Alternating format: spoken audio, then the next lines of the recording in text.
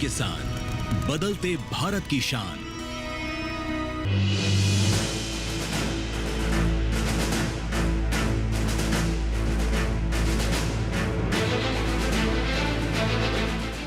नमस्कार, किसान प्रश्न मंच में आप सभी का स्वागत है। मैं हूं आपके साथ हैदर जैदी और आज किसान प्रश्न मंच का कारवां नई दिल्ली के ग्राम शिकारपुर पहुंचा है। तमाम किसान इस वक्त हमारे साथ मंच पर मौजूद हैं और हमारे साथ कृषि विज्ञान केंद्र से विशेषज्ञ भी जुड़े हैं जो इस वक्त हमारे मंच पर मौजूद हैं। सबसे पहले हमारे विशेषज्ञों का जोरदार तालियों से स्वागत करते हैं। मैं डॉक्टर राकेश कुमार, बागवानी विशेषज्ञ, कृषि विज्ञान केंद्र दिल्ली। मैं डॉक्टर जयप्रकाश गुदारा, पशुपालन विशेषज्ञ, कृषि विज्ञान केंद्र नई दिल्ली। मैं डॉक्टर समरपाल सिंह, कृषि विज्ञान केंद्र दिल्ली। और इतने सारे किसान इस सर्द हवाओं के बीच में हमारे साथ मौजूद हैं, तो अपने लिए भी जोरदार तालियां बजाइए, स्वागत कीजिए अपना। तालियां उतनी तेजी से आप लोग नहीं बजा रहे अपने लिए, लेकिन आगे कोशिश करेंगे कि और भी तेजी से आप तालियां बजाएं। लेकिन शुरुआत करते हैं कार्यक्रम की, और शुरुआत कार्यक्रम की जैसा कि आप जानते हैं हमेशा से हम किसान प्रश्न मंच पर किसानों के साथ प्रश्न पूछते हैं और किसान उत्तर देते हैं, और इसी परंपरा को हम आगे बढ़ाते हैं और शुरुआत करते हैं। और आज जो हमारा विषय होगा वो पशुपालन से जुड़ा हुआ होगा। पशुओं की देखरेख आप लोग कैसे करते हैं और उसी से जुड़े हुए सवाल होंगे जिसका जवाब आपको देना है। और अगर सही जवाब आप लोग दे पाते हैं तो हमारे जो विशेषज्ञ यहां कृषि विज्ञान केंद्र से मौजूद हैं वो ये तय करेंगे कि किसका उत्तर सही है, उसको किसान कब से नवाजा जाएगा। तो बिना देरी किए सबसे पहला प्रश्न हम आपसे पशुओं से जुड़ा हुआ ले लेते हैं, और सबसे पहला सवाल यह है कि गाय की देसी नस्ल कौन कौन सी है, यह आपको बताना है। तो जल्दी से हाथ उठाइए और बताइए कि गाय की देसी नस्ल कौन कौन सी है। और देखिए यहां से भी हाथ उठा था, तो आपने हाथ नहीं उठाया क्या? हाँ जी, बताइए क्या नाम है आपका? मेरा नाम सुरेश त्यागी है और मेरा गांव शिकारपुर है। तो जो देसी गाय है वो सफेद रंग की है हमारी, जो मेन गाय है, जो देसी गाय है। ठीक है सुरेश, आपने हाथ उठाया था, खड़े हो जाइए जरा। नाम बताइए पहले अपना। ललित त्यागी। हाँ ललित, बताइए। गिर, साहिवाल, कांग्रेज, शंकर नस्ल, थार पारकर, ये सभी देसी नस्ल की गाय होती है। ठीक है, बैठिए ललित। तो देखिए हाथ यहाँ से भी उठा था, तो इनसे भी जान लेते हैं। क्या नाम है आपका? शिव कुमार त्यागी, गांव शिकारपुर। हाँ जी, बताइए। गाय की देसी नस्ल है गिर, साहिवाल और राजस्थान वाले ऐसे लंबे सिंग होते हैं। और गाय के जो ऊपर होता है ना थोड़ी मद्दू, हाँ। वो होना जरूरी होता है देसी गाय पे। चलिए बैठिए। तो देखिए और भी लोग हैं जो हाथ उठा रहे थे, तो जल्दी से हाथ उठाइए और खड़े हो जाइए और बताइए कि गाय की देसी नस्ल कौन कौन सी है। जिसने पीछे से हाथ उठाया था वो खड़े हो सकते हैं। अच्छा, यहाँ से देखिए बुजुर्ग ताऊ हैं हमारे साथ। क्या नाम है आपका? नाम बताइए। त्यागी। अच्छा, वेदपाल जी बताइए। हाँ, देसी गाय की नस्ल बतानी है जी। हाँ जी, हाँ, कौन कौन सी होती है? देसी गाय की नस्ल जी हमारी सबसे पहले तो हरियाणवी है। हरियाणवी गाय जो है वो देसी नस्ल है हमारी। दूसरा है राजस्थान की थार पारकर, और तीसरी ये साहिवाल गाय और गिर, ये दोनों देसी नस्ल में ही गिनती आती है। एक राठी है। हाँ, एक राठी है। ठीक है, वेदपाल जी बैठिए। तो वेदपाल जी ने बताई है कौन कौन सी होती है देसी नस्ल, जरा आप बताना चाह रहे हैं, खड़े हो जाइए। कोई बात नहीं, इनका खाना आपके पेट में थोड़ी जाएगा। ताऊ, नाम क्या है? ताराचंद। हाँ, ताराचंद जी बताइए।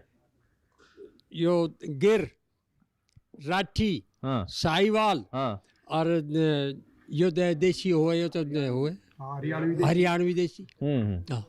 चलिए बैठिए। ताराचंद जी जो बुजुर्ग किसान हैं वो लगातार बता रहे हैं कि देसी नस्ल कौन कौन सी। कोई और भी बताना चाहता है तो बता सकता है, और नहीं बताना चाहता है तो विशेषज्ञ आपको बताएंगे कि किसने दिया है सही जवाब और कौन है किसान कब का हकदार। चलते हैं हमारे विशेषज्ञों के पास। हमने पूछा कि हमारे क्षेत्र में कौन सी अपनी देसी नस्ल, जैसे बीच में किसी भाई ने संकर होती है हमारी विदेशी नस्लें।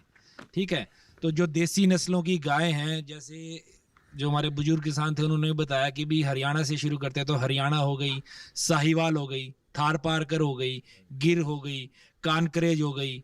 और जैसे ये भाई बता रहे थे रंग से, तो जो सबसे मेन है इनका जो हमारी देसी नस्लें हैं, इनके ऊपर जो एक हम्प जिसको थुई बोलते हैं, तो उससे हमें पता लगता है कि ये देसी नस्ल है। और देसी नस्लों का इसीलिए थोड़ा प्रचलन ज़्यादा है ताकि इस मौसम में वो, एक तो इनमें रोग प्रतिरोधक क्षमता ज़्यादा होती है अच्छी, और जो गर्मी या सर्दी इस मौसम को वो बियर कर सकती हैं। तो इस तरीके की हमारी जो देसी नस्लें हैं, तो जो मेरे हिसाब से हैं जो वेदपाल जी, तो इनका जवाब काफ़ी सटीक था, तो इनको सही है, इनका जवाब सही है। आइए वेदपाल जी, जोरदार तालियां वेदपाल जी के लिए बजा दीजिए, क्योंकि इन्होंने दिया है सही जवाब। हमारे विशेषज्ञों के अनुसार, इसलिए इन्हें नवाजा जाता है किसान कप से। आइए जरा इधर, दोनों हाथों से लीजिए सम्मान, जोरदार तालियां एक बार फिर से। बहुत शुक्रिया, सही धन्यवाद आपका भी सही जवाब देने के लिए, और इसीलिए आपको नवाजा गया है। यहां और लोगों को भी किसान कप से सम्मानित किया जा सकता है। दे वो सही जवाब, इसलिए उन्हें भी मौका दिया जाता है। और भी सवाल हैं जो आपके सामने रखते हैं, और अगर सही जवाब आप दे पाते हैं तो हमारे विशेषज्ञ आपको यहां बुलाकर सम्मानित करेंगे। तो सवाल हम आपसे पूछ रहे हैं, और ये सवाल अगर सही जवाब आप दे पाते हैं तो किसान कप के हकदार बनेंगे। तो देखिए, इस मौसम में, सर्द मौसम में गाय और भैंस को कौन कौन सा चारा आप लोग खिलाते हैं, ये आपको बता रहे हैं। तो देखिए, गाय और भैंस को इस मौसम में कौन कौन सा चारा आप लोग खिलाते हैं वो आपको बताना है। तो जल्दी से उठाइए हाथ और बताइए कि किसके पास है सही जवाब। देखिए, ये बताना चाहते हैं, आइए खड़े हो जाइए जरा। क्या नाम है आपका? मेरा नाम नवीन प्रधान, गांव शिकारपुर। हाँ जी प्रधान जी, बताइए जरा, कौन कौन सा चारा खिलाया जाता है इस मौसम में? इस मौसम में जी जई, बरसम और सूखा तूड़ा, ये तीन चीज, मतलब ज्यादा बाजरे की कुट्टी वुट्टी जब तो नहीं है, वैसे ज्वार की मिल जाए वो भी और भी अच्छा है, कुट्टी काट के, और ये चीज खिलाते हैं सर्दियों के मौसम में। ठीक है नवीन जी, बैठिए। तो नवीन जी देखिए, यहाँ प्रधान हैं और बता रहे हैं कि कौन कौन सा चारा खिलाते हैं। और भी कोई बताना चाहता है तो जल्दी से हाथ उठा सकता है। देखिए, हाथ लोगों ने यहां से भी उठाए, तो जल्दी से खड़े हो जाइए। क्या नाम है आपका? मेरा नाम संजीव कुमार, गांव शिकारपुर। हाँ जी संजीव जी, बताइए। घुस घेरते हैं जी, जई, बरसम और अपने पुराल, और जिसमें बाजरे की पूरी और ज्वार के गद्दे की पूरी जी, कुट्टी काट के जी, वही घेरते हैं जी हम। ठीक है संजीव जी, बैठिए। तो देखिए, और भी कोई बताना चाहते हो तो जल्दी से हाथ उठा सकता है और बता सकता है। तो जल्दी से बताइए कि इस मौसम में गाय भैंस को कौन कौन सा चारा खिलाते हैं, बताना चाह रहे हैं आप? जल्दी से खड़े हो जाइए, नाम बताइए। जय भगवान। जय भगवान जी, जय भगवान जी, बताइए। इस टाइम में जई, बरसम, गेहूं का तूड़ा, और बांट में बिनोड़े की खल और गुड़, ये चारा पशु के लिए जरूरी है। गेहूं का दलिया वगैरह, चने डालना चाहो तो चने भी डाल सकता है, बिनोड़े, ये सब चारे में ही आते हैं। ठीक है, बैठिए। तो देखिए, चारा बता रहे हैं कि इस मौसम में कौन कौन सा चारा खिलाया जाता है। मुझे लगता है आप बताना चाह रहे हैं, युवा किसान। जल्दी आइए, आप भी बताइए जरा, नाम बताइए। मेरा नाम मिंटू है जी। वैसे के नाम दो चीज मेन होती है, जई और बरसम, जाडे में सबसे ज्यादा, परियाल और बाजरे की पूड़ी। ठीक है, बैठिए। क्या नाम बताया अपना? मिंटू जी। मिंटू, बैठिए। तो देखिए, मिंटू ने बताया है। और भी कोई बताना चाहता है तो जल्दी से हाथ उठा सकता है और बता सकता है। मुझे लगता है यहाँ बताना चाह रहे हैं आप, जल्दी से खड़े हो जाए। आदेश कुमार। हाँ आदेश जी, बताइए।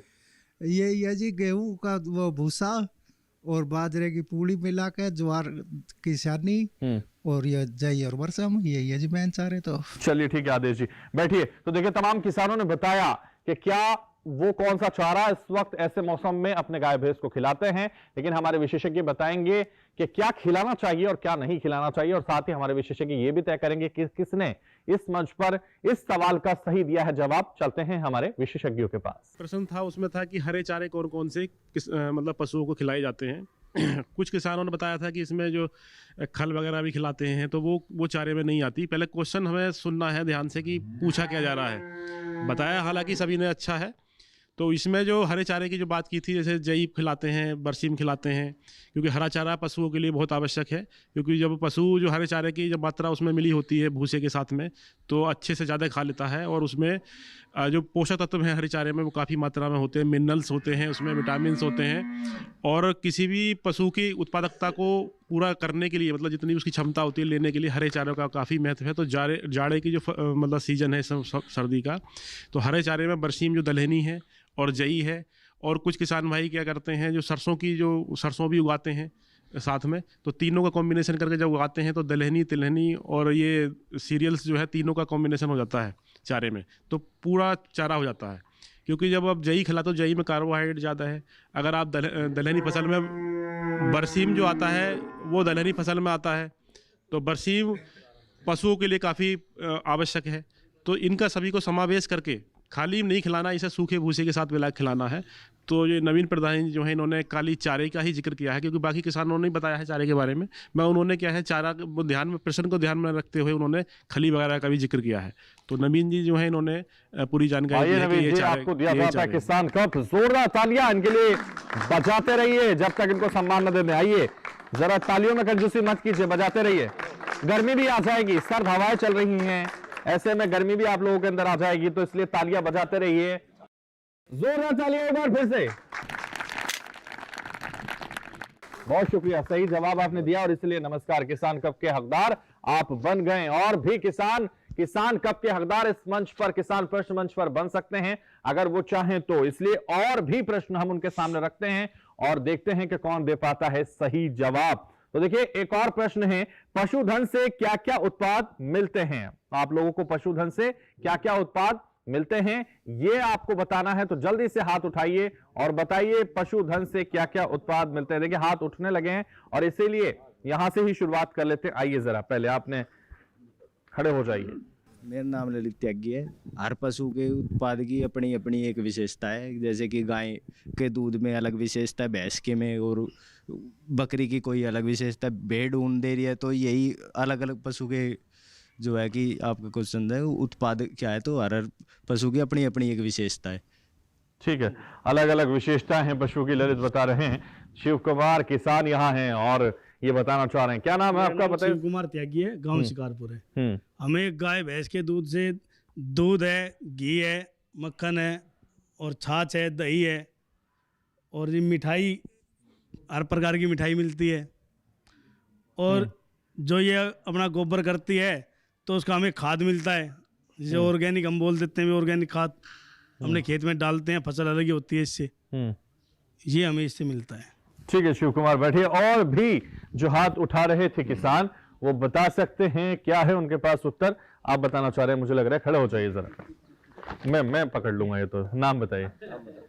मेरा नाम सूरज त्यागी है, गांव शिकारपुर। और पशु से हमें दूध मिलता है, दही मिलता है और मक्खन मिलता है।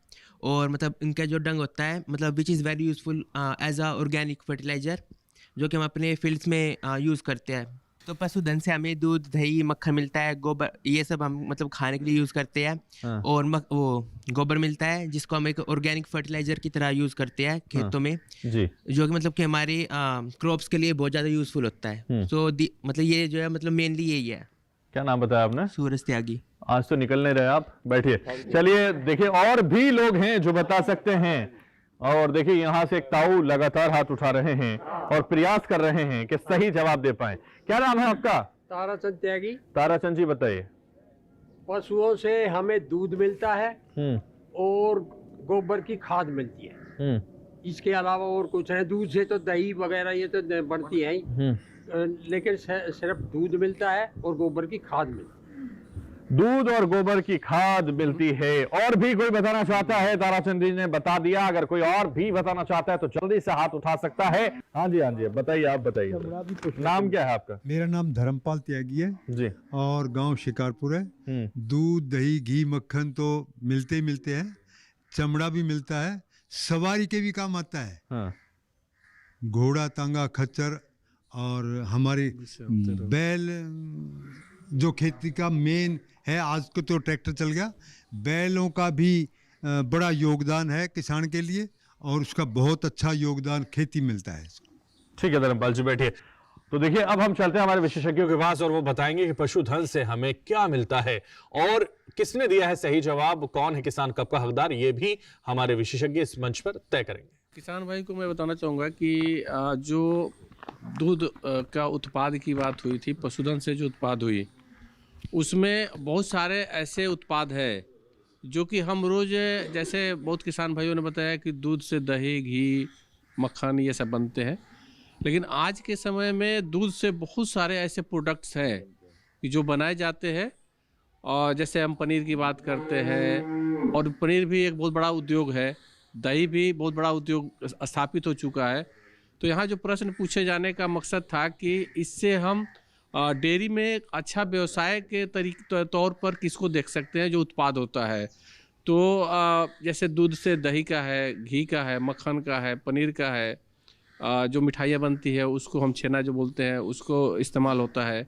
साथ ही साथ सबसे इम्पोर्टेंट जो गोबर की बात हुई, जो गोबर से जो उत्पाद निकलता है उसका हम अभी आज के डेट में सबसे ज़्यादा चल रहा है कि गोबर गैस प्लांट।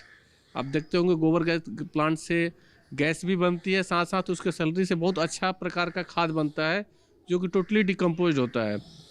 इसके अलावा जो इन्होंने बताया उससे हम ऑर्गेनिक खाद जैसे हम वर्मी कंपोस्ट बनाते हैं, क्योंकि बहुत पशुधन की कमी की वजह से बहुत सारे ऐसे किसान भाई है कि थोड़े से मात्रा में गोबर की खाद से और केचुआ की खाद बना के एक अपने आप में व्यवसाय स्थापित कर सकते हैं, क्योंकि केचुआ की खाद भी बहुत अच्छा महंगा बिक जाता है। तो ये सारे जो उत्पाद है ये बहुत अच्छे होते हैं जो कि व्यवसाय के रूप में हम डेयरी में देख सकते हैं।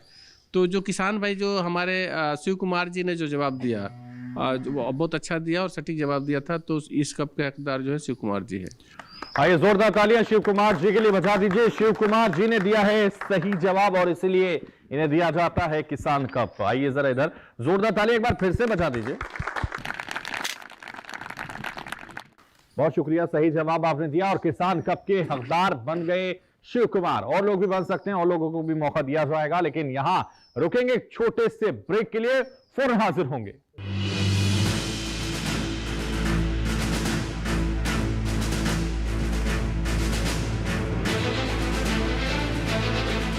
विज्ञान से किसान को हम जोड़ना चाहते हैं और इसलिए हम शुरू कर रहे हैं अब आधुनिक कृषि चौपाल।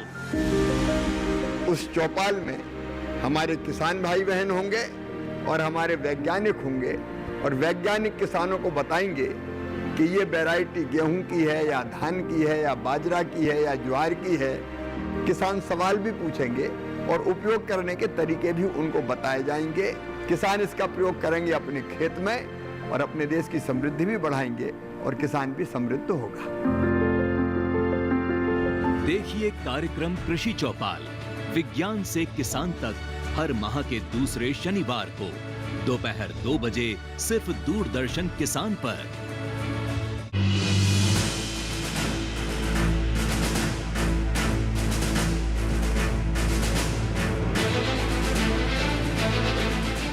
ब्रेक के बाद किसान प्रश्न मंच में आप सभी का एक बार फिर से स्वागत है और लगातार जो प्रश्न उत्तर का सिलसिला इस मंच पर जारी है उसको आगे बढ़ाते हैं और पूछते हैं और प्रश्न जिसका जवाब आपको देना है, और अगर सही जवाब आप दे पाते हैं तो आप बनेंगे किसान कप के हकदार। इसलिए और आपकी जानकारी देश के तमाम किसानों तक पहुंचेगी कि आपको वाकई कितनी जानकारी है। तो इसलिए शिकारपुर का नाम रोशन करना है तो जल्दी से हाथ उठाइएगा और बताइएगा। इसलिए हम रखते हैं प्रश्न आपके सामने और जानते हैं आपसे, भैंस का नेशनल लेवल का संस्थान कहां पर है? भैंस का राष्ट्रीय लेवल का संस्थान कहां पर मौजूद है, ये आपको बताना है। तो देखिए भैंस का नेशनल यानी राष्ट्रीय लेवल का संस्थान कहां पर है, कहां स्थित है, वो आपको बताना है। और हाथ यहां से उठने लगे हैं तो इसलिए यहीं से शुरुआत करते हैं हर बार की तरह। नाम बताइए। ललित त्यागी। ललित बताइए, बहुत मुस्कुराते हैं आप। CIRB हिसार। CIRB हिसार, ठीक बता रहे हैं क्या? ऐसा लग रहा है आपको? ना कंफर्म है, 100% है। 100% है। चलिए बैठिए। और भी बताना चाह रहे हैं, देखिए कुछ युवा किसान, देखिए आप बताना चाह रहे हैं, मुझे लग रहा है। मेरा नाम हर्ष है, मैं शिकारपुर गाँव का हूँ। हिसार CRB। हिसार CRB। चलिए बैठिए। और भी कोई बताना चाहता है तो जल्दी से हाथ उठा सकता है। मुझे लग रहा है ताऊ बताना चाह रहे हैं। नाम सबसे नाम राजेश्वर त्यागी है, हाँ। शिकारपुर है। हाँ। सबसे बढ़िया नस्ल की जो हमारे भैंस है, गाय कुछ भी लेनी है हमें करनाल से इंस्टीट्यूट से वहाँ से मिल सकते हैं।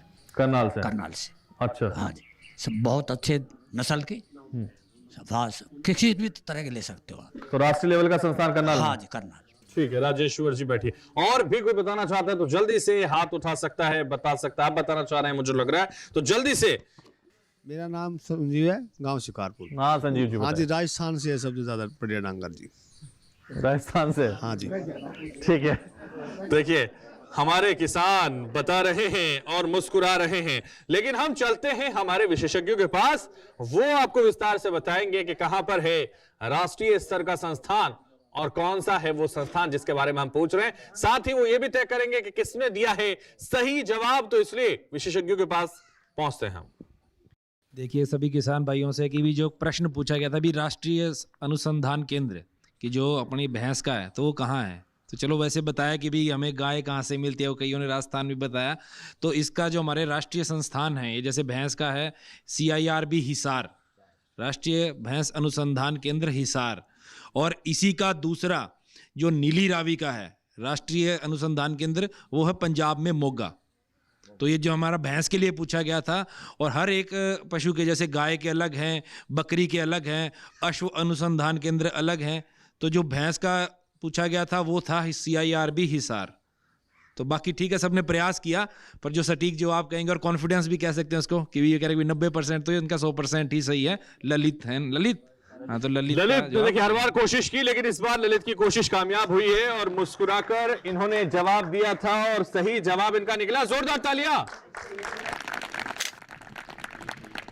बहुत शुक्रिया ललित। तो बढ़ते हैं आगे और पूछते हैं और सवाल जिनका जवाब आप दे पाते हैं तो बनेंगे किसान कप के हकदार। और इसीलिए हम आपसे पूछते हैं, प्राकृतिक रूप से चारा कैसे उत्पादन कर सकते हैं। तो देखिए हमारे जो पशुओं का चारा है, प्राकृतिक रूप से हम उसको कैसे उत्पादन कर सकते हैं उस चारे का, ये आपको बताना है।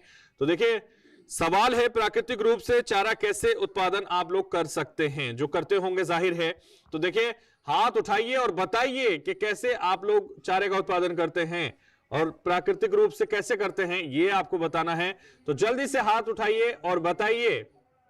और हाथ वही उठते हुए नजर आ रहे हैं जो पहले उठ चुके हैं, पहले सम्मानित हो चुके हैं। और लोगों को भी मौका दिया जाएगा, उनसे भी पूछा जाएगा। और मुझे लग रहा है कि ये बताना चाह रहे हैं कि कैसे प्राकृतिक रूप से चारा उगाते हैं, ये उसका उत्पादन करते हैं। क्या नाम है आपका? आदेश कुमार है। हाँ आदेश जी बताइए।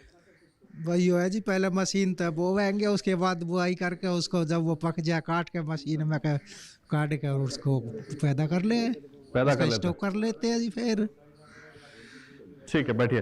तो देखिए जो भी बताना चाहता है तो जल्दी से हाथ उठा सकते हैं। देखिए तंदुरुस्त किसान, इनसे पूछते हैं, क्या नाम है आपका? मेरा नाम बलराम त्यागी है। हाँ। मेरा गांव शिकारपुर है। हाँ।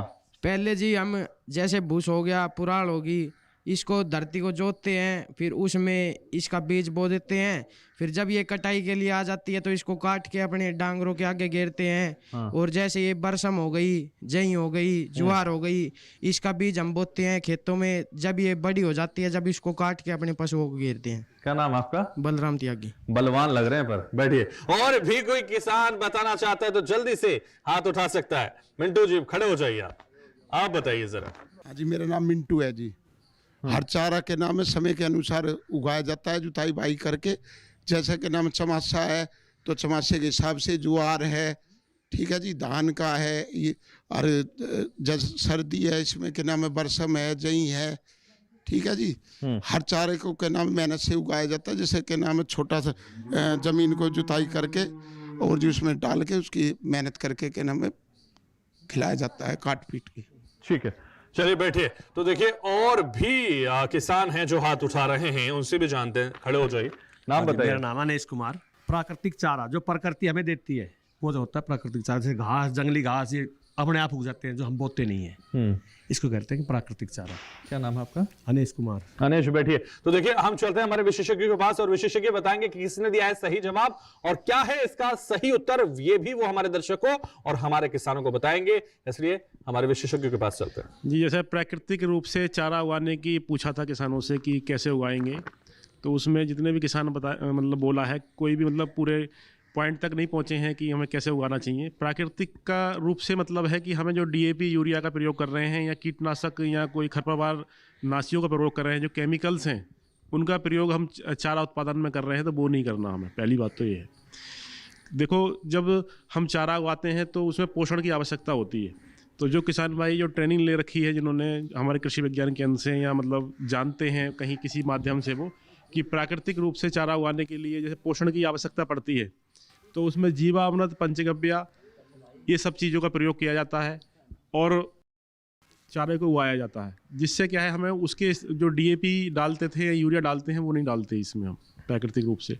दूसरा आता है खरपतवार का जो प्रबंधन है, वो भी प्राकृतिक रूप से किया जाता है। कि कुछ किसान भाई क्या करते हैं, जब चारे को उगाते हैं तो उसमें जो खरपतवार नियंत्रण के लिए जो खरपतवार नाशियों का प्रयोग करते हैं, जो कि हमारे पशु अगर उस चारे को खाएंगे तो वो काफ़ी समय तक पशु के अंदर रहने के बाद जो दूध के द्वारा जो कंजप्शन करेंगे जैसे हम लोग, तो काफ़ी नुकसान, पशु को नुकसान, हमारे को नुकसान और अपनी प्रकृति को नुकसान होता है। तो इसमें किसी प्रकार का जो खरपतवार जो नाशी हैं उनका प्रयोग नहीं करना होता। हमें उसमें तकनीकी का प्रयोग करना होता है कि हम ऐसी तकनीकी अपनाएं जिससे खरपतवार जमे ही नहीं, जमे तो उनकी बढ़वाड़ उतनी ना हो। तो जैसे हम बरसीम की इस समय रबी का मौसम में किसान भाई बरसीम बोते हैं, तो बरसीम बोते हैं तो बरसीम बोने के बाद उसमें देखेंगे तो काफ़ी खरपतवार जमने लगते हैं और किसान जो है उसका नियंत्रण जो है खरपतवार नाशी से करना स्टार्ट कर देते हैं। तो पहला तो यह है हमें मिक्स करके बोना चाहिए, बरसीम के साथ जई और सरसों। तो आप देखेंगे जब बरसीम, सरसों और जई का जो एक साथ बोएंगे तो सबसे पहले सरसों जमेगी। सरसों की प्रवृत्ति होती है कि जो पहले एक तुरंत उगती है, जो भी उसके नीचे मतलब खरपतवार होंगे उनको दबा देगी वो, और एक पहला जो चारा रहेगा सरसों और जई का रहेगा। फिर बरसीम की जो ग्रोथ होती है बहुत धीरे धीरे होती है, तो उसके बाद में जब पहली कटिंग जब हमारी सरसों और जई की हो जाएगी तो जो बरसीम निकलेगा बिल्कुल साफ निकलेगा और जो खरपतवार होंगे वो भी आसानी से मतलब उसमें दबे रह जाएंगे और इतनी बढ़वार नहीं हो पाएगी। तो जो बरसीम की जो फसल रहेगी बिल्कुल खरपतवार फ्री रहेगी। तो इस चीज़ का किसान भाई बहुत ध्यान रखें कि जो भी चारा पशु खिला रहे हैं उसमें किसी प्रकार का केमिकल का प्रयोग ना करें, क्योंकि वो पशु की सेहत के लिए, मानव की सेहत के लिए और ये प्रकृति की सेहत के लिए बहुत ही नुकसानदायक है। और दूसरा प्राकृतिक रूप से, जैसे अनीश त्यागी जी ने बताया था कि जो प्राकृतिक रूप से उगता है चारा, उसका मतलब यही है कि हमें किसी प्रकार का उसमें केमिकल प्रयोग नहीं करना। तो कुछ हद तक इन्होंने बताया जो अनीश त्यागी जो हैं तो कफ के हकदार ये बनते हैं। जोरदार तालियां अनीश जी के लिए आइए, जोरदार तालियां बजाइए इनके लिए, क्योंकि इन्होंने दिया है सही जवाब और इसलिए इन्हें दिया जाता है किसान कप। जोरदार तालियां तो बजाइए। बहुत शुक्रिया सही जवाब देने के लिए। और इसलिए इस सिलसिले को हम आगे बढ़ाते हैं और भी प्रश्न आपके सामने रखते हैं। और जो प्रश्न हम आपके सामने रख रहे हैं बहुत ही आसान सा प्रश्न है और बहुत ही लोग इस प्रश्न का सही उत्तर जानते होंगे, तो इसलिए बिना देरी किए ज्यादातर लोग हाथ उठाइए ताकि आप जवाब दे पाएं और किसान कप के हकदार बन पाएं।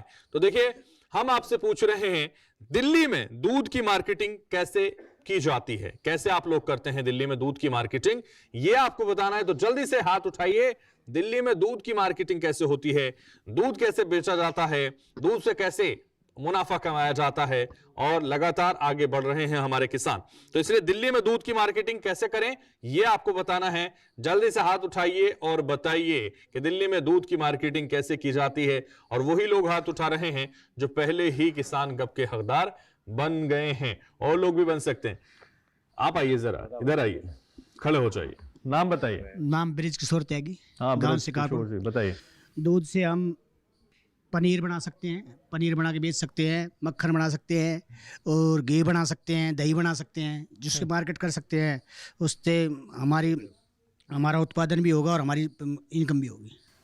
ठीक है, बैठिए बिल्कुल जी। और भी कोई बताना चाहता है दूध की मार्केटिंग कैसे करें? आइए जरा, दूध की मार्केटिंग करने के लिए मिंटू यहाँ किसान है जो हर सवाल का जवाब देने की कोशिश कर रहा है। हाँ जी, मेरा नाम मिंटू है जी। हाँ मिंटू। दूध से जैसे कि मक्खन है, मक्खन को भी बेच सकते हैं, दूध को भी बेच सकते हैं, पनीर भी बना सकते हैं, कुछ दूध से कुछ भी कर सकते हैं जी, ऐसी बात नहीं है जी।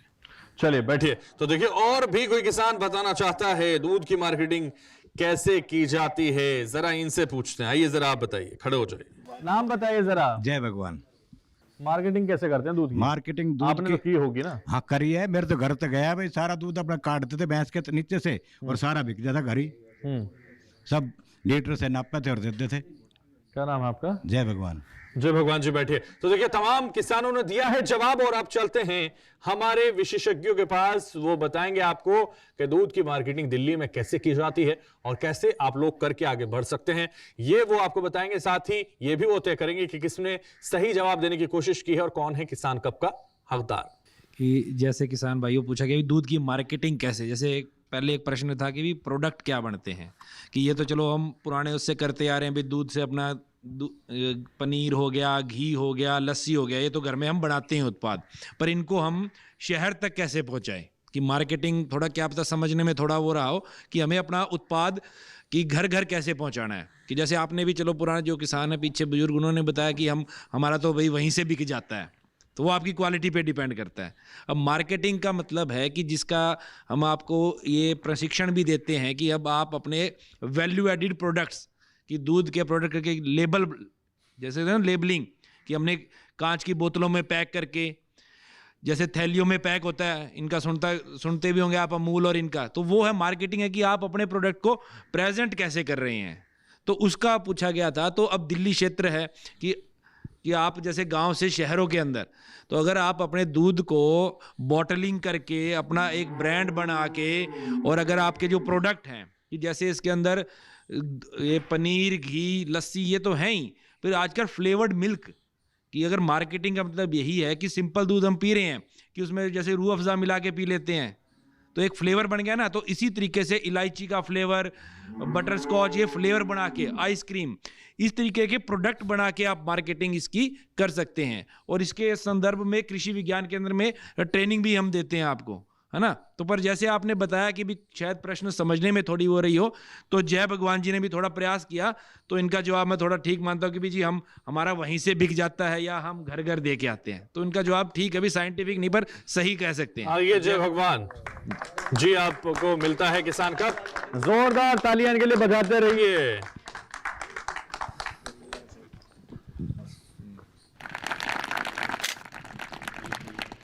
जोरदार तालियां एक बार फिर से। बैठिए, बहुत शुक्रिया, आपने सही जवाब देने की कोशिश की हमारे विशेषज्ञों के अनुसार, और इसलिए किसान कप के हकदार बन गए आप। और लोग भी जवाब देने की कोशिश करेंगे, इसलिए हम और लोगों के लिए सवाल रखते हैं और वो जवाब दे पाते हैं या नहीं ये भी हम देखते हैं। तो दुधारू पशुओं को क्या खिलाना पिलाना चाहिए, ये आपको बताना है। दुधारू पशुओं को क्या ऐसा खिलाएं हम लोग कि वो और दुधारू हो जाएं? जल्दी से हाथ उठाइए। दुधारू पशुओं को क्या खिलाना पिलाना चाहिए, क्या कैसे उनका ध्यान रखना चाहिए खान पान का, ये आपको बताना है। तो जल्दी से हाथ उठाइए और बताइए, नहीं तो हम आएंगे, आपको उठाएंगे और आपसे पूछेंगे। और इसीलिए हम शुरुआत यहां से करते हैं। जरा, मेरा नाम धर्मपाल त्यागी है, गांव शिकारपुर है। मैं तो अपनी गाय को और दूध बढ़ाने के लिए और गाढ़ा दूध बनाने के लिए बिनोले, चने और उसमें कुछ मात्रा गेहूं की, और कोई साइड इफेक्ट ना हो तो मेथी और सरसों, ये डाल के उनका एक जगह मोटा दलिया बना के और उनको उबाल के जब गाय को खिलाते हैं, हमारी गाय का दूध बिल्कुल भैंस जैसा दूध मिलेगा आपको। और घी भी भैंस से कम नहीं है किसी से भी। और 4 साल हो गए मेरे पास, कुछ आदमी आना जाना भी करते हैं। दूध बिल्कुल बहुत टेस्टी है। एक आध आदमी तो हमारे अधिकारी भी पी के आए हैं, बहुत बढ़िया दूध रहता है। बैठिए, अपने दूध की बहुत तारीफ आपने की, अब देखा ना होगा कि वाकई है कि नहीं है, लेकिन और लोगों से जान लेते हैं इस जवाब का उत्तर क्या है। आप बताना चाह रहे हैं, मुझे लग रहा है, जल्दी से खड़े हो जाइए। नाम सूरज त्यागी। जो मिक्सचर जो है इन सबका खिलाते हैं, मतलब ये तो जो है बहुत सारे लोगों के द्वारा खिलाया जाता है, बट जो मेनली है मतलब दूध को और ज़्यादा इंप्रूव करने के लिए हम कैल्शियम देते हैं जिससे उनका दूध बढ़ता है। और तेल हो गया, जब मतलब उस पर हमारे जो एनिमल्स जो होते हैं प्रेग्नेंट होते हैं उस टाइम पे भी हम इन सब का यूज़ करते हैं, जिससे कि उनकी जब वे मतलब ब्याने के टाइम पर होता है तो इससे उस टाइम पे मतलब कि जो होता है कि ये जब जो चीज़ है कैल्शियम और तेल बहुत ज़्यादा उनको मतलब हेल्प करते हैं, जिससे उनका दूध मतलब कि जितनी क्वांटिटी होती है उससे मतलब कि क्वांटिटी इंप्रूव हो के आती है। मतलब चलिए, मतलब क्या है वो तो ये समझेंगे। आइए जरा, आप आइए, नाम बताइए। मेरा नाम मिंटू है जी। जैसे कि नाम है चना हो गया, बिलोड़े हो गए, ये गाढ़े के लिए हुई है, उसमें गेहूँ मिला दिए। वैसे मेन चीज़ है जी, जैसे कि कैल्शियम है दूध बढ़ाने के लिए, उससे दूध ज़्यादा बनता है। ठीक है, चलिए आइए जरा आप बताइए, नाम बताइए। देखिए, हमें पशु के लिए दूध बढ़ाने के लिए दलिया रांधते हैं हम। उसमें बाजरा, गेहूँ, चना ये हम डालते हैं और उसको हम अच्छी तरह पकाते हैं और उसमें थोड़ा गुड़ डालते हैं जिससे जो कि दूध की मात्रा ज़्यादा हो, और ये हम सब चीज़ें उसके अंदर डालते हैं। बैठिए राजेश्वर जी, और भी कोई बताना चाहता है तो जल्दी बता सकता है। मुझे लगता है ये जो ताऊ हैं ये बताना चाह रहे हैं, जल्दी से खड़े हो जाइए जरा। दुधारू पशुओं को क्या खिलाना पिलाना चाहिए ये आपको बताना है। सत्यप्रकाश शिकारपुर। दुधारू पशुओं को बिनोड़ा है, चना है, गुड़ है, मेथी है, ये सब डालना पड़ता है, जो भी बाट है इसका। उसमें बाजरा भी आ जाता है, गेहूं भी आ जाता है, कैल्शियम है।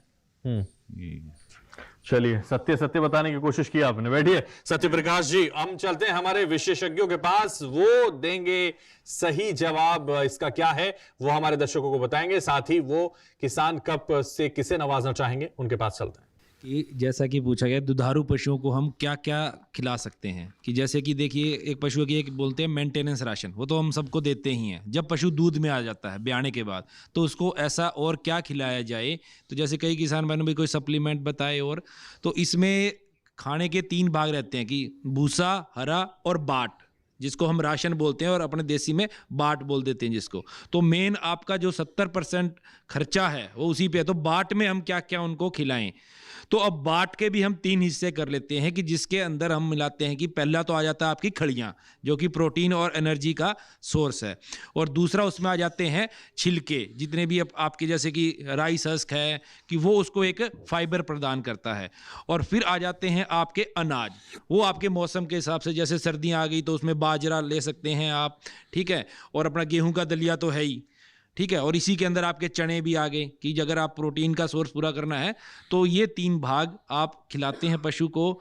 और इनका 33-33-33 कि 100% अगर हम 100 किलो मान के चलते हैं, तो 33-33 किलो इन तीनों का मौसम के हिसाब से अपने अनाज बदलते रहते हैं। तो ये आपको खिलाना है, और इसमें हर पशु को 2 से 3 किलो, जिसको जो मेंटेनेंस राशन है वो आपको देना ही है। और उसके बाद आ जाता है पशु की जो से कितनी क्षमता का पशु है, कि 10 लीटर दूध का है, 15 लीटर का है, 25 का है, या इससे भी आगे की जो अच्छी नस्लें हैं और भी बढ़िया आजकल क्षमता वाले पशु हैं। तो उसके अंदर हम करते हैं कि हर 3 लीटर दूध पे 1 किलो बाट, यानी राशन जो कंसंट्रेट राशन है, 3 लीटर दूध के ऊपर 1 किलो, यानी 300 ग्राम, लगभग 1 लीटर के ऊपर 300 ग्राम राशन वो पड़ता है।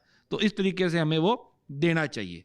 कि बताया तो लगभग सबने सही, पर थोड़ा सा एक सिस्टमेटिक कहें तो धर्मपाल जी ने इसका सही जवाब दिया।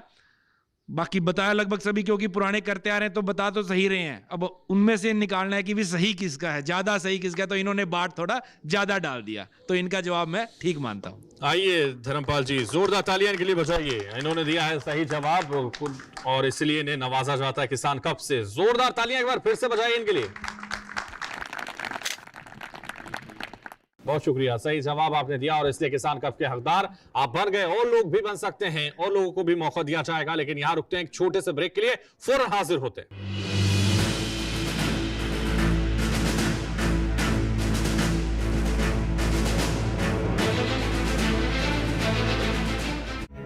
हाल ही में राष्ट्रीय प्राकृतिक खेती मिशन शुरू करने को मंजूरी दी गई है। प्राकृतिक खेती के फायदे की बात आज हम आपसे करेंगे। प्राकृतिक खेती का मूल सिद्धांत क्या है? जंगल के पेड़ के किसी भी पत्ते को तोड़ो, उसमें एक भी पोषक तत्व की कमी नहीं मिलेगी। अब खेत आत्मनिर्भर हो जाएगा। आत्मनिर्भर होगा तो वो खाद की मात्रा की जरूरत ही नहीं पड़ेगी। तो इसीलिए जो बागवानी फसलों की उपयोगिता और अधिक हो जाती है, अधिक से अधिक सुरक्षित उत्पाद जो है सबको उपलब्ध करा सके। शहर का पैसा गांव में और गांव का पैसा गांव में, ये प्राकृतिक खेती के द्वारा ही संभव हो सकता है सर। जैसे हमारी मिट्टी है, ये जीवित है, अगर हमने इसके अंदर जीवाणुओं को मार दिया तो ये निर्जीव है। प्राकृतिक खेती में हर तरह का जीव है, उसको पनपने का मौका देते हैं। अमरूद प्राकृतिक होने के कारण डबल रेट में फार्म से बिकता है। जो बचता है उसका सिरका बनाते हैं, जो डायबिटीज में रामबाण औषधि है। और ये केमिकल के मंडियों में जाओगे तो ना तो कोई प्रॉफिट है ना कोई मान सम्मान है। मैं सभी भाइयों से ही कह रहा हूँ, मतलब फार्मिंग को, गौ माता को समझो। धन्यवाद। देखिए कार्यक्रम कृषि चौपाल, विज्ञान से किसान तक का दूसरा अंक, 11 जनवरी दोपहर 2 बजे सिर्फ दूरदर्शन किसान पर।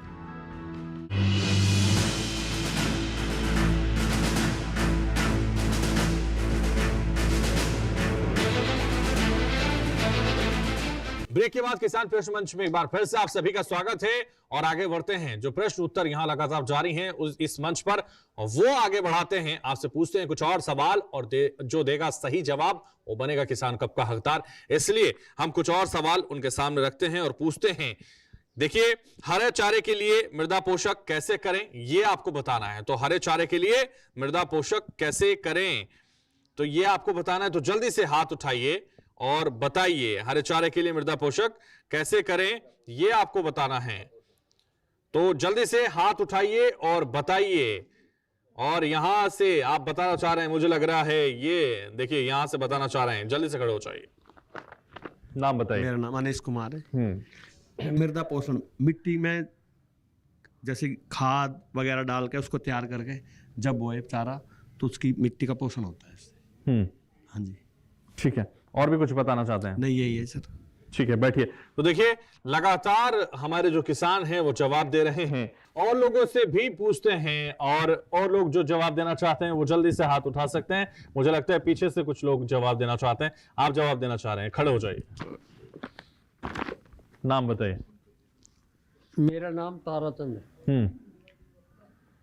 ये चारा तैयार करने के लिए पहले जमीन की अच्छी तरह जुताई करो और उसमें गोबर वगैरह खाद डाल लो अच्छी तरह और उसकी बिजाई कर दो चारे की।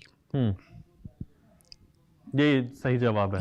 बैठिए ताराचंद जी। और भी कोई देना चाहता है जवाब तो जल्दी से दे सकता है जवाब। आप देना चाह रहे हैं मुझे लग रहा है, आप खड़े हो जाइए जरा, इधर आइए। क्या नाम है? मेरा नाम राजेश है। हाँ राजेश। मैं शिकारपुर से हूँ जी। पहले जुताई करते हैं, फिर उसमें कूड़ी का खाद डालते हैं। कूड़ी का खाद डालते हैं जुताई करने के बाद, फिर उसमें बीज डाल के करते हैं, बुआई कर देते हैं। बैठिए राजेश जी। तो देखिए कोशिश की है राजेश जी ने सही जवाब देने की, लेकिन किसका सही है किसका गलत है ये हमारे विशेषज्ञ तय करेंगे। विशेषज्ञों के पास हम चलते हैं और वो इसका सही उत्तर क्या है ये भी हमारे दर्शकों को बताएंगे। जी, जैसा कि किसान भाइयों ने बताया कि हम कैसे उसकी बुआई करते हैं और क्या डालते हैं, तो सबसे जानना ये ज़रूरी होता है कि जैसे हमें न्यूट्रिएंट मनुष्यों को चाहिएगा वैसे पशुओं को भी न्यूट्रिएंट चाहिए।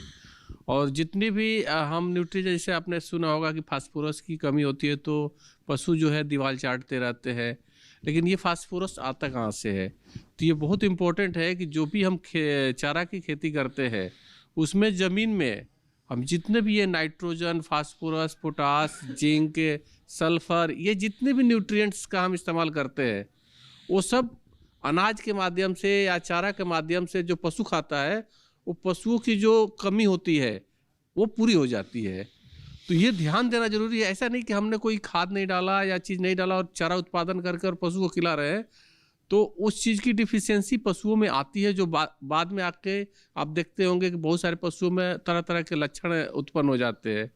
तो इन सभी से बचने के लिए हमने जो चारा की खेती करते हैं उसमें हम जो भी जो 17 तत्व है हमारे माइक्रो न्यूट्रिएंट से लेके या मेजर जो न्यूट्रिएंट्स है जैसे नाइट्रोजन, फास्फोरस, पोटास, हमने जो भी मैग्नीशियम, आयरन, जिंक, सल्फर, ये सारे चीज़ों को हमने खेत में डालना है।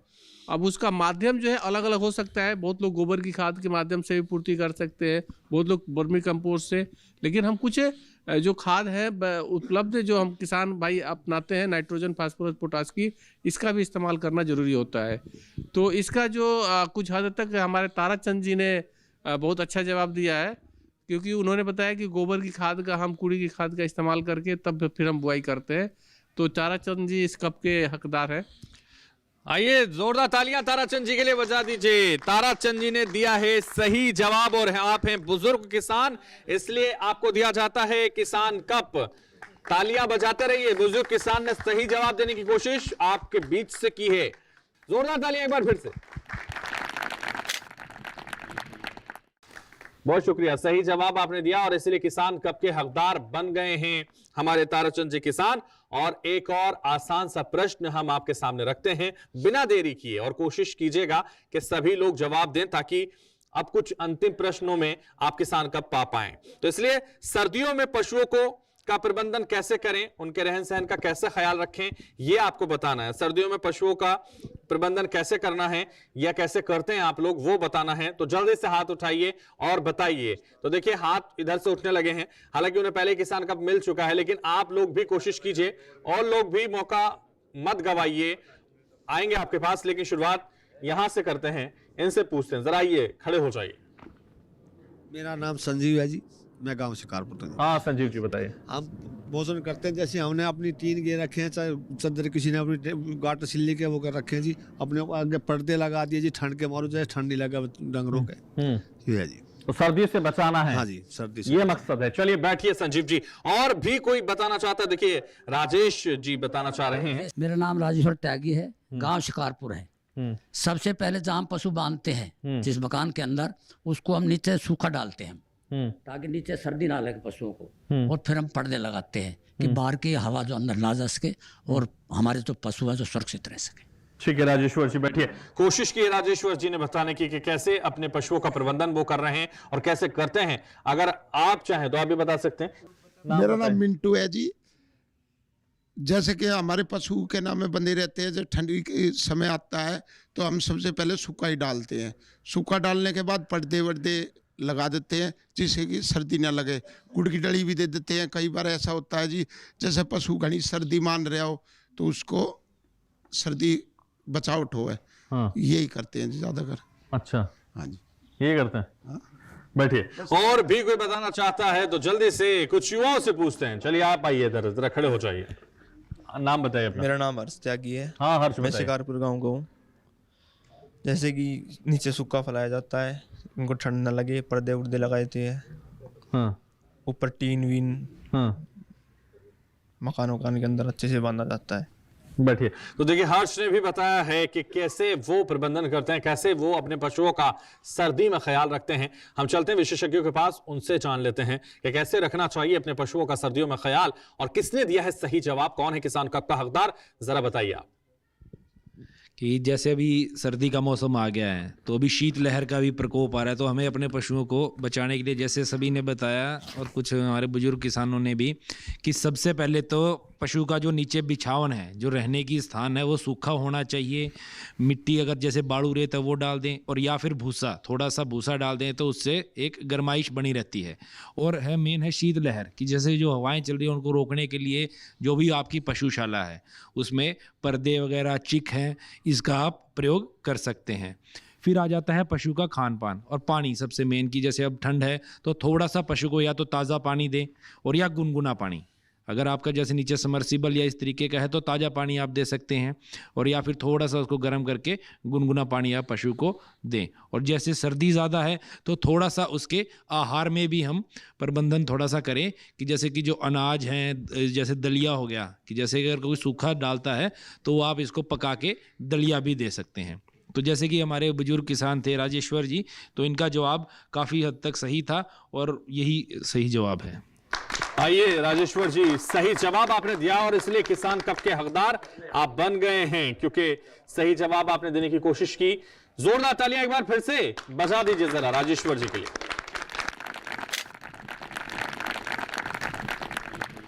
शुक्रिया। तो सही जवाब राजेश्वर जी ने दिया और किसान कप के हकदार बन गए। तमाम लोगों ने सही जवाब इस मंच पर दिया।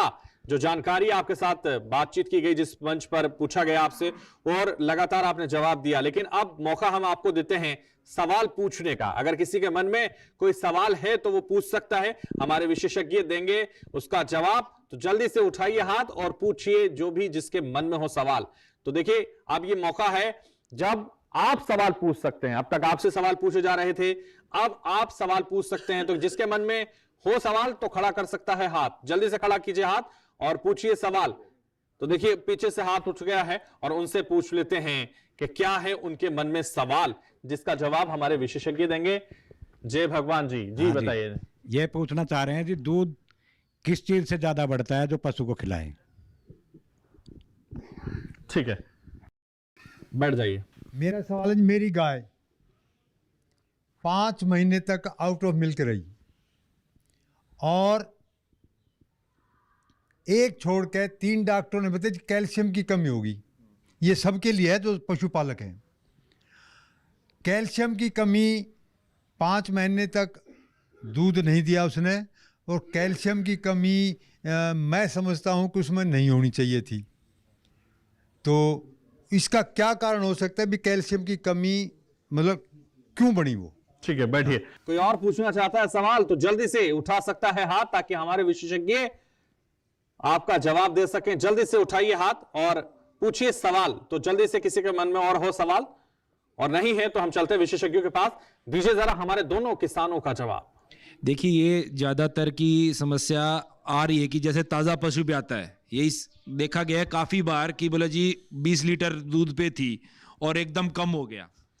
तो दूध के अंदर ऐसा नहीं कि आप उसी टाइम कैल्शियम दे देंगे या कोई बाहर से सप्लीमेंट दे देंगे तो दूध उसी टाइम बढ़ जाएगा।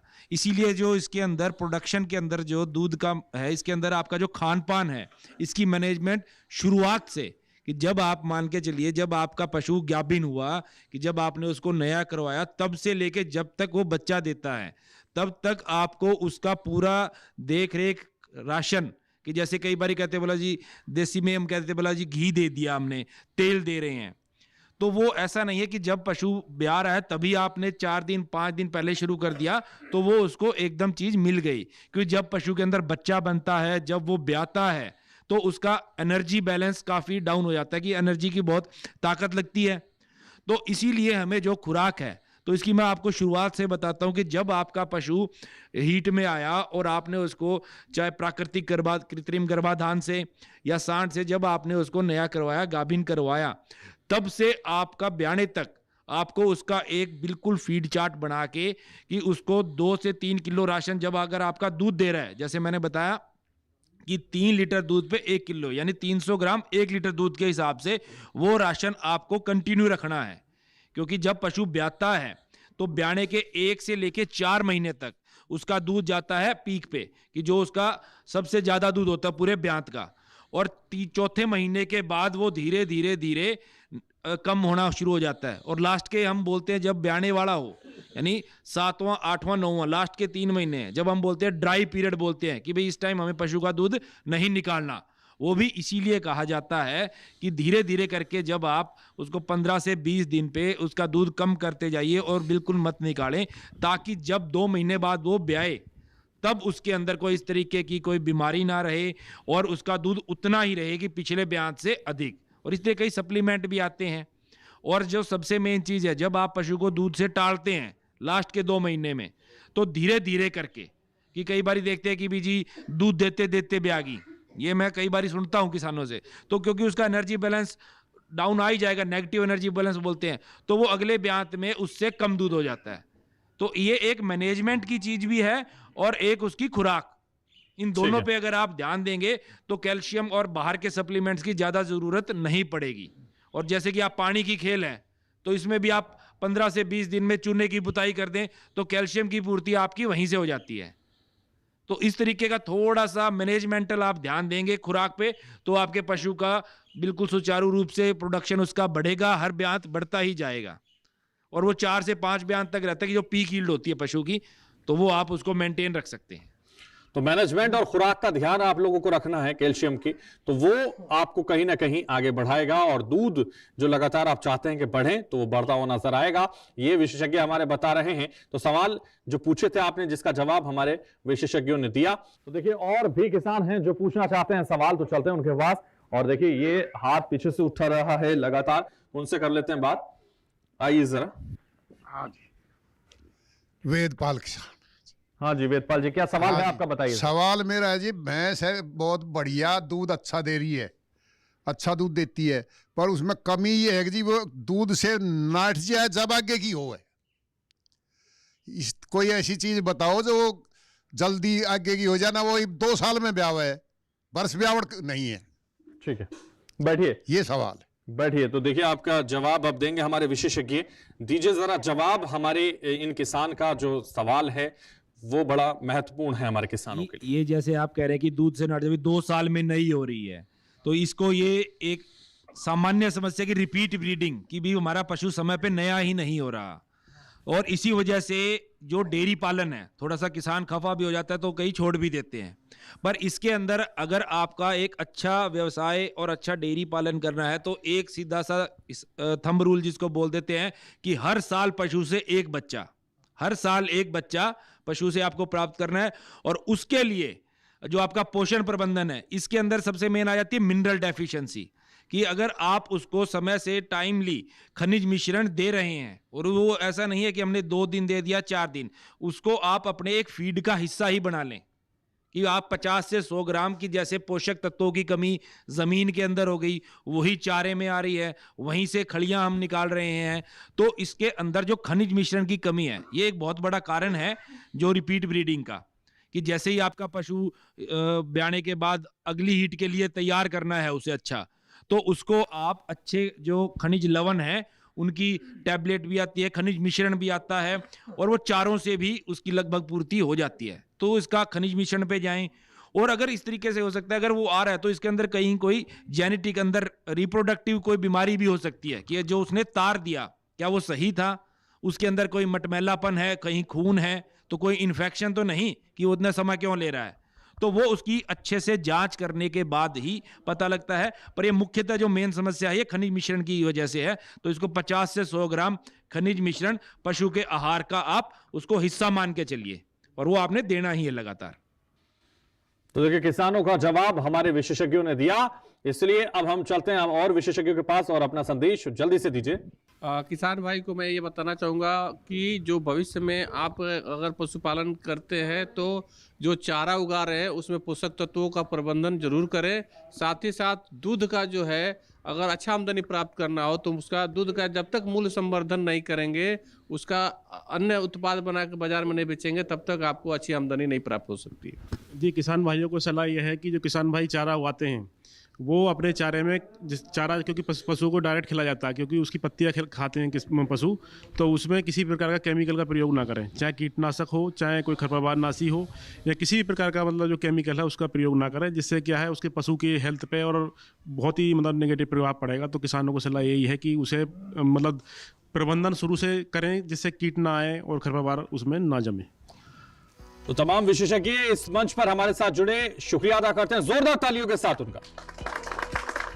और इतने सारे किसान भाई हमारे साथ इस मंच पर जुड़े और बेबाक जवाब उन्होंने दिया, और किसान कप के हकदार वो बने, अपने लिए भी जोरदार तालियों से शुक्रिया अदा कीजिए अपना। तो फिर किसी नई जगह नई जानकारी के साथ किसान प्रश्न मंच फिर से होगा हाजिर, तब तक के लिए हमें दीजिए इजाजत और देखते रहिए